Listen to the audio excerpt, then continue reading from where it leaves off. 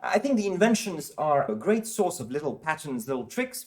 So the little challenge is I plan to go through as many inventions as possible and do this together. So for my practice and your practice, we can do this together, analyze them, and a little challenge to work on each of them. Of course, this week it's a bit special because I'm planning to release the next video analyzing Invention 1 in 2 weeks, because I'm estimating that we'll need about 2 weeks to work on this. It might be a bit short, so don't hesitate to tell me in the comments if you think you need 1 month, 2 months, or whatever you need to decently work on the invention. So these inventions. And so this week, what I will do is go through general tips for practicing Baroque pieces. So if you're new to piano or practicing Baroque pieces, which are difficult, it might be interesting. You can skip those if you're already, used to that. However, I will also get some tips in for concrete practice, which is geared towards stealing stuff for improvisation, which is not exactly what we usually do when we practice pieces. There are a few pitfalls to be careful about. Let me actually start by playing this invention so we're reminded of it. BWV 772, Invention 1, C major. I'll put the score in the description, so if you want to use this to work on when we analyze this in 2 weeks, no copyrights to Bach, so that's good. Here it is.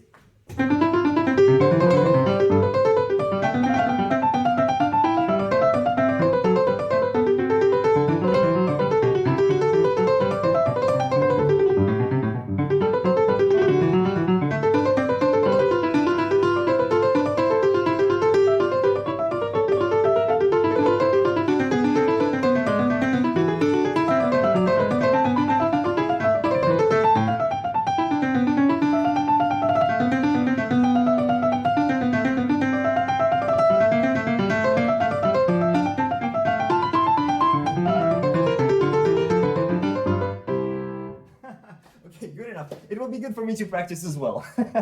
So this first invention is very simple in terms of harmony and even the structure. However, there are a lot of patterns that we can steal. So I'm just saying this as a little preview to the work we'll do in 2 weeks, hopefully. The harmony is rather simple.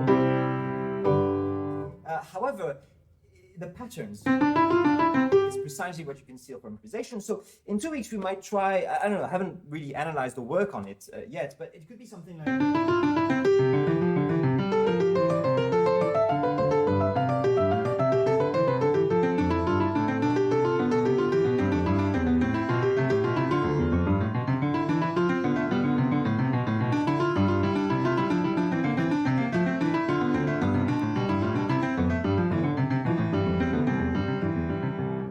something simple like this, but we steal this idea.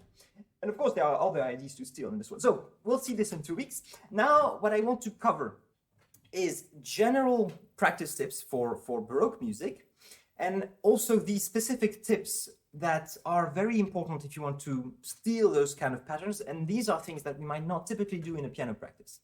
Okay, so let's jump right into it. So the first thing, the general thing I want to say is that practicing pieces in general, it can be Baroque, it can be whatever, is great for improvisation. I would actually recommend that if you want to practice improvisation, you do a general piano practice before. The reason is that it will be a great warm-up, but it's also great to have these things in your fingers because they'll naturally fall into your improvisations afterwards, okay? So that's the first tip. So just have this general practice. Now, the second tip about general, more specifically Baroque pieces, is that they are difficult.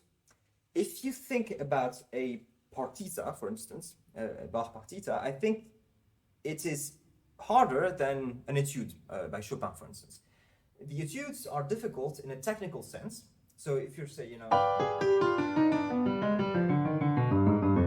can shut the brain off and just work on the technical aspects of the thing you're working on.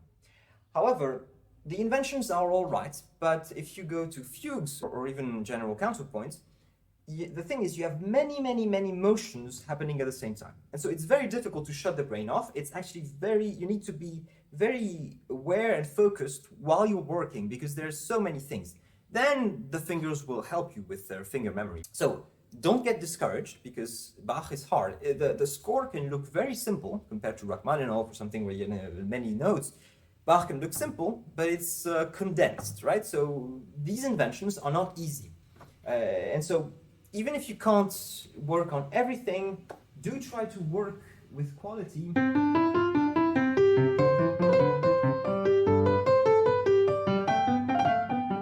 Even if it's just the two measures, right? So this tip generally is that for Baroque music, you need focused work. So it doesn't matter if you do 2 hours of practice. I would rather you practice for just 10 minutes or 20 minutes of really focused practice. And it's much more beneficial for especially these Baroque pieces where you need this full focus. Now, in terms of concrete practice, I will give you the algorithm to practice or to actually solve any problem in life. Are you ready? Brace for impact. Here it is. The algorithm A to solve everything in life. Can you do it? Yes or no? Yes, you're done. No, cut it into smaller pieces and recurse algorithm A on the smaller pieces. So apply algorithm A to the smaller pieces. Concretely, what do I mean? I mean, you can't play the first measure, cut it in smaller pieces.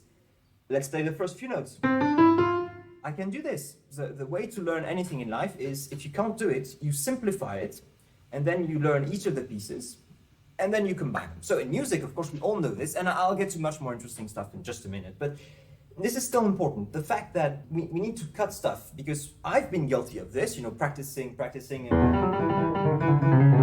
you do something and you don't do it properly and you just want to do it at tempo, so you keep doing it bad and bad and bad and bad. It's not going to work. The only way you're going to get better is if you make it simpler. Here, I made this slower, right? So generally, if you've taken piano lessons, the way it's done is, for instance, you'll practice only the right hand.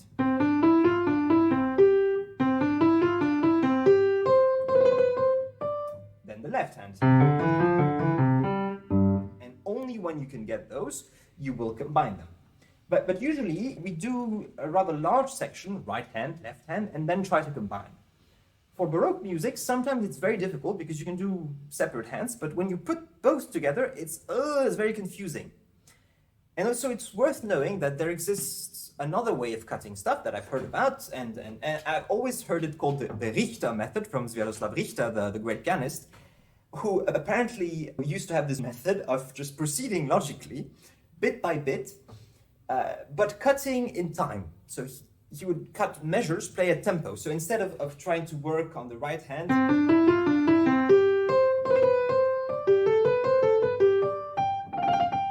for long periods of time, maybe just do the first measure.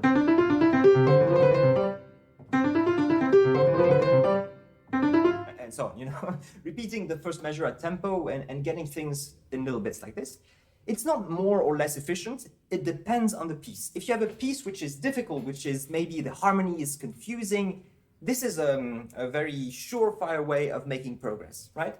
So, of course, it doesn't mean that you shouldn't cut just the right hand or the left hand. This is an extremely valuable practice, especially for fugues or contrapuntal pieces. And for this one, you can do it. But it's just worth knowing about. So the Richter method, just doing stuff, measure by measure, essentially. So don't get discouraged. It is also a practice where you need to be kind of focused. So this is kind of the very general practice tip that I can give for Baroque music. It's hard. Go do it focused, bit by bit. You can cut measures by measures if you want. Now, let's go into specifically tips for practicing things that you will be able to steal for improvisation. The most general thing is logic above everything else. What do I mean by this? Well, if you understand something, if you grok something, you'll be much more likely to not only remember it, but to be able to apply it to a variety of contexts. So if you look at, for instance, this part in the invention,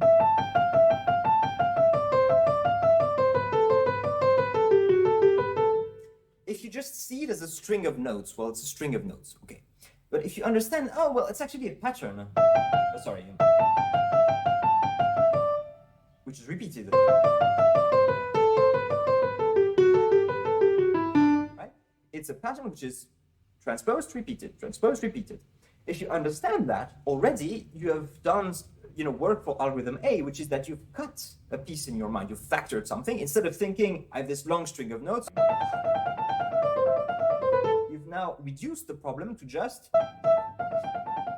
to a short pattern, right?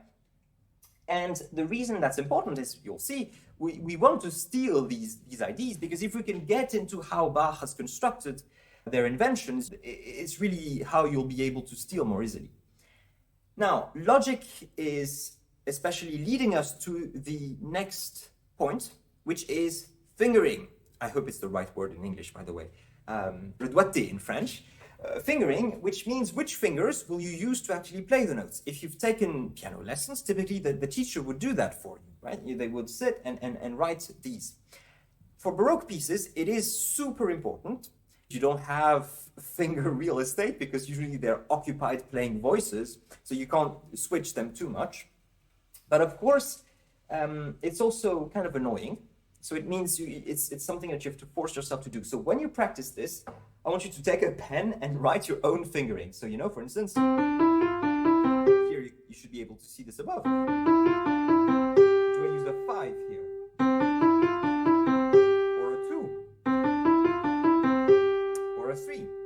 And so these are decisions that you have to make, but it's great if you make them for yourself. So if you do your own fingering, there is a much better chance that it will fit your hand and your dynamics. So this is why it's really important for improvisation, because you will need these things to flow in your fingers. When you're improvising, you can't afford to spend time thinking about...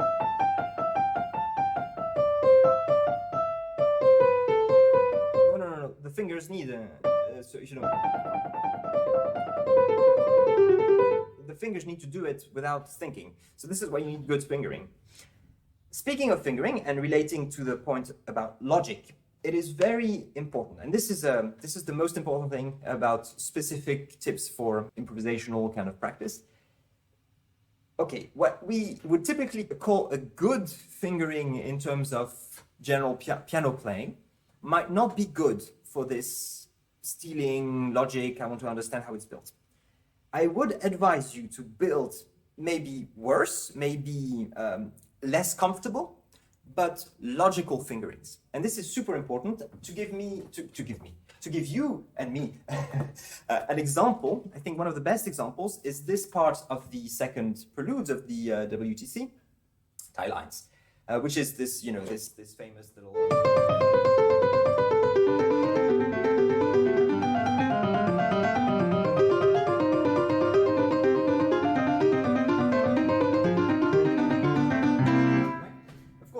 Then you can play it faster. I haven't practiced it, so I won't dare to play it faster.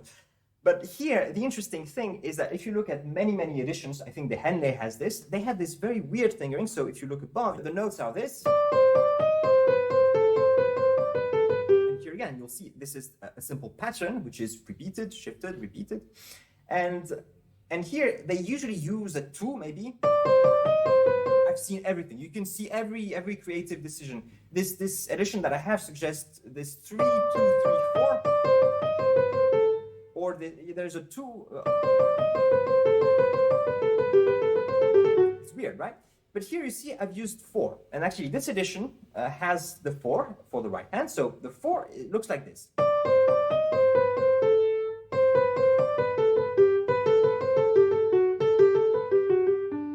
See here, there is something important going on. The logic of the notes, which is that it's a pattern which is repeated, shifted, repeated, shifted, is reflected in the logic of the fingering. So the fingers 4, 3, 4, 5, 3, 2, 3, 1, 4, 3, 4, 5, 3, 2, 3, 1, 4, 3, 4, 5, 3, 2, 3, 1. The fingers are doing the same thing as the music. The fingers are repeating a pattern in terms of the fingering. And this is super important because it means that everything is much more logical for the brain. Instead of trying to do clever stuff, if you have to transpose it anywhere else, I just have to think 4, 3, 4, 5, 4, 3, 4, Right? I just have to think about this. If you do this clever pattern, it will be much more difficult to transpose. You might say, well, okay, but why didn't they just use the fingering you're suggesting? What's wrong with this 4, 3? They consider that 4 is harder to play, and it is. It's actually kind of annoying. These fingers never want to work right. This is actually a good exercise as well. This will teach your hand to be more well-rounded instead of always having, this strength in these three fingers and these four fingers not working much. You need this kind of flat hand for improvisation, because if you want to go from here to here, you don't want to, you don't have time to optimize things.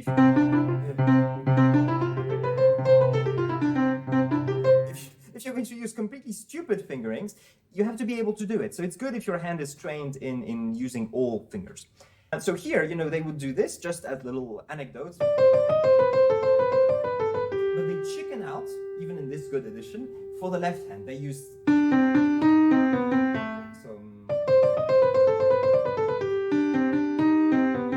a 2, and then they suggest shifting and using a 2 again. Just so that we say this. If you look at your hands, the right hand is like the left, but there's a symmetry. The little finger, the pinky on the right, is like the thumb on the left. The 4 is the 2. The 3 is the 3, it's in the middle. The 2 is the 4, and the 1 is the 5. Okay? So the symmetry means that if I play on the right hand 4, 3, 4, 5, I will play 2, 3, 2, 1. So far, so good. But if I play 4, 3, 4, 5, 3, 2, it should be, 2, 3, 2, 1, 3, 4. And so if you do this on the left hand,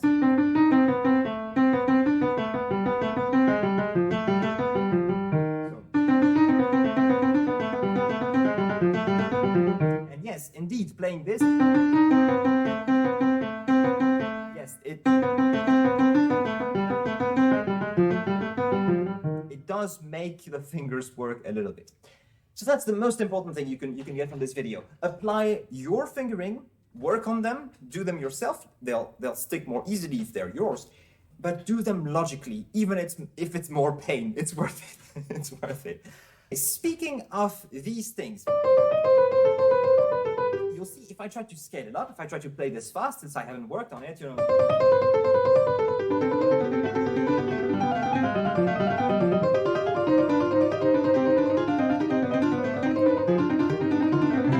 my hands are like, it's imprecise, it's weak, it's That's the word, right?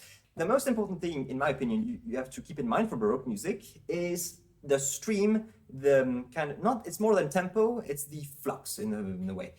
Bach means river, it means a stream, like I don't know the exact word, but it means a little river. And in his music,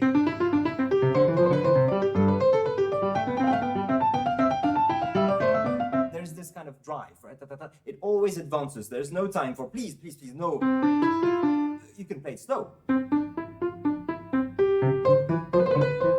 That's perfectly fine. That's actually maybe even better than how I played it stupidly fast. But, please, no.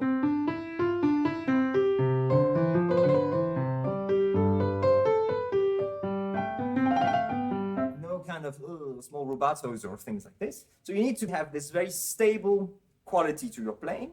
Stable both in tempo, so you don't want... Stable in also articulation, so you don't want... Sometimes you hear beginners when they're doing scales, it's going to be like...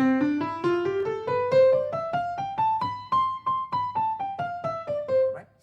And so, to work on this, and here, this is typically what I would need to work for this. See, my fingers are not in sync in tempo, and it's kind of weird holes when I'm playing with a 4. But the secret tip that I've always used and that I've been taught is, again, algorithm A. It's difficult to do. Or let me use this. It's difficult to do this because I can't play all of them fast. So what you do is you play half of them fast and half of them slow. So you play one fast and the other is a rest. So fast, slow, right? And then you change, you do... And so this teaches one finger on 2 to be fast and the other one can take a rest. And you can use this for any piece,